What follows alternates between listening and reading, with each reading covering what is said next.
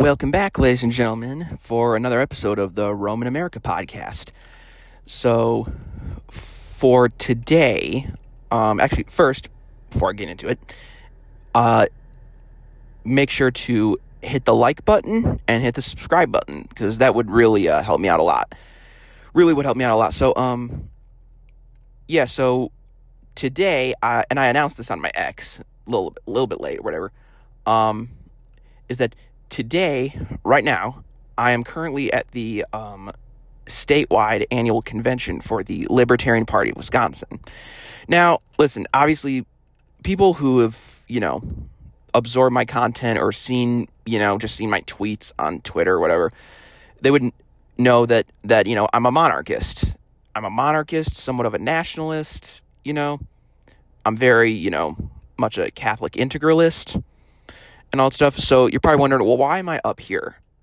Why am I up here for a Libertarian Party national convention, which seeks to minimize government as much as possible, whereas in certain areas, not all, but in certain areas, I seek to maximize government, actually? Well, the reason is because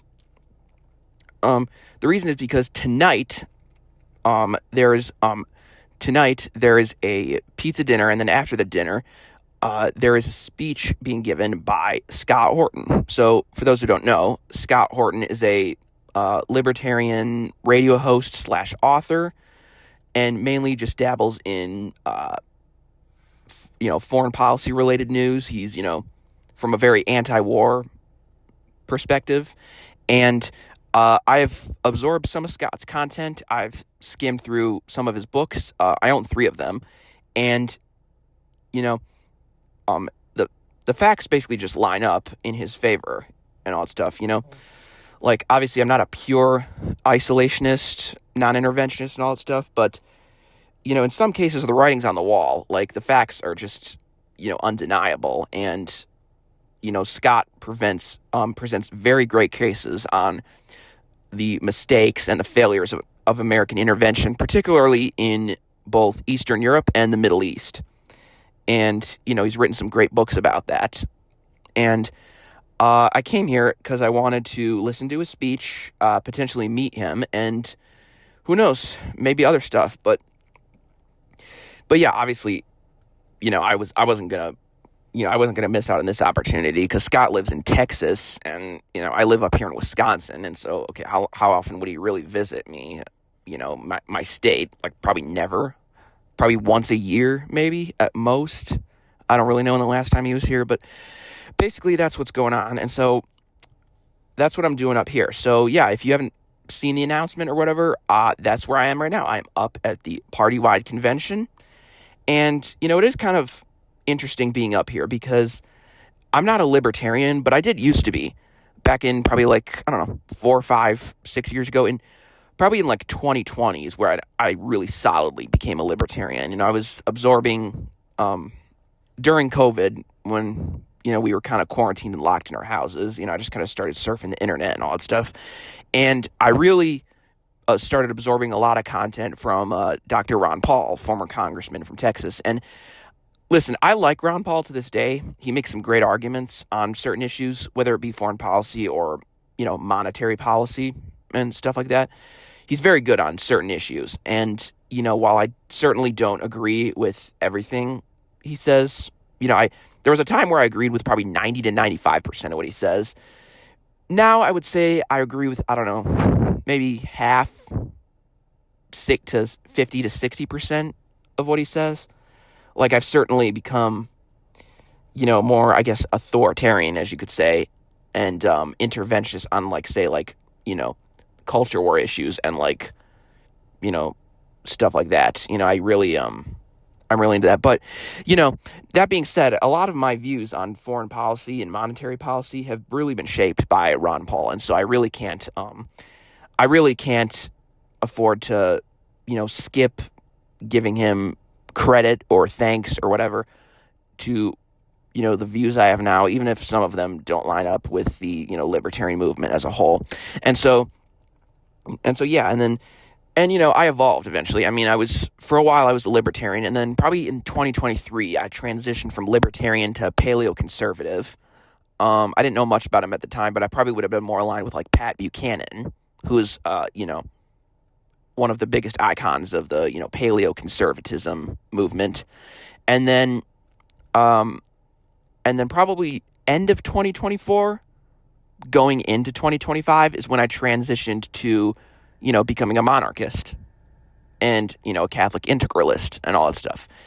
And so, yeah, that's, I guess, long story short, that's what I'm doing up here in the middle of northern Wisconsin, in the middle of the woods, at essentially,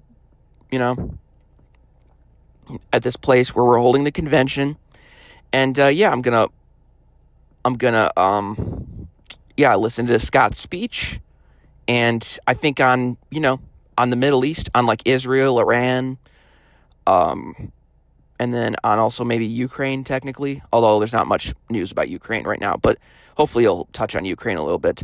Hopefully he'll say some really good stuff on that, because Scott, I think, is a really, on those two issues, Scott's a very solid guy, and he brings receipts. I mean, if you haven't listened to this guy, you got to listen to him, because he brings receipts, and he's a walking, breathing encyclopedia. And a lot of that has to do with the fact that he has a photographic memory.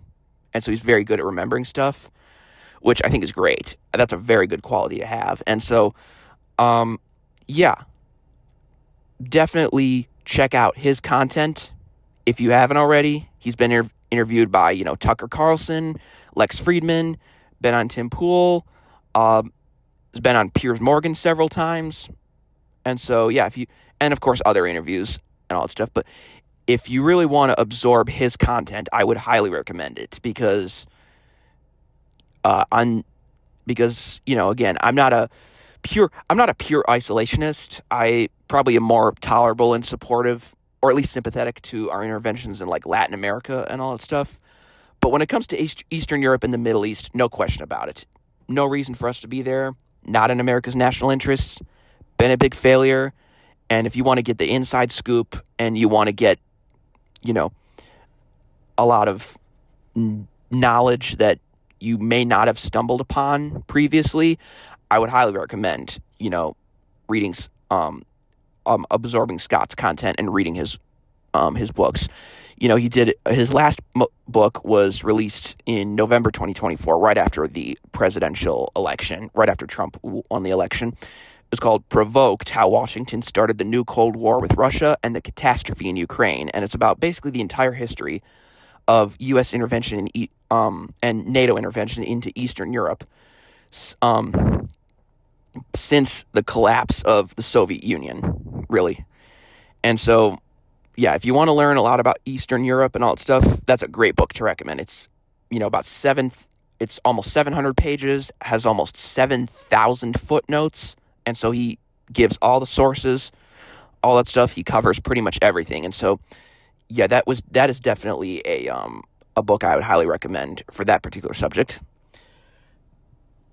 And then, if you want to learn about the Middle East, he's got two books, technically. There's Fool's Errand, which is exclusively about Afghanistan, and the book was released in 2017. It's a little bit outdated, but if you want just knowledge about Afghanistan, really from during the entire Bush and Obama administrations, that's a good book. So yeah, Fool's Errand is about Afghanistan exclusively, and then there's Enough Already, which is about essentially the rest of the terror wars, and it's about the Iraq War, the U.S. intervention in the civil war in Syria, a little bit about intervention in Libya and Somalia. I'm not sure about Yemen. I don't know, maybe he talks about Yemen a little bit, although I haven't read it all the way through. But, yeah, he talks about that a little bit, and so if you want some inside scoop knowledge on the Middle East, then those are two really good books I would recommend reading. And, yeah, so definitely buy those, read all about that. Again, does very good at backing up his claims and, all the sources and whatnot. And so, yeah, definitely definitely, those are 3 books that I would definitely recommend people buying if you want to up your knowledge on both Eastern Europe and the Middle East. And so, yeah, I'm up here and I'm going to listen to Scott's speech. Going to take maybe a couple pictures, maybe a couple videos if I can. And then hopefully I'll get to talk to him afterwards, and we'll see where that goes. So, yeah. So, yeah, stay tuned for my next episode, which is basically going to be covering how I think the convention went and how Scott's speech went. And then I'll be posting all of my feedback on that in the next episode. So the next episode will be out either tomorrow or on Sunday, one of the two, because the convention goes through until like midday Sunday. So either tomorrow or Sunday I'll put out the next episode. And yeah, I will see you all then.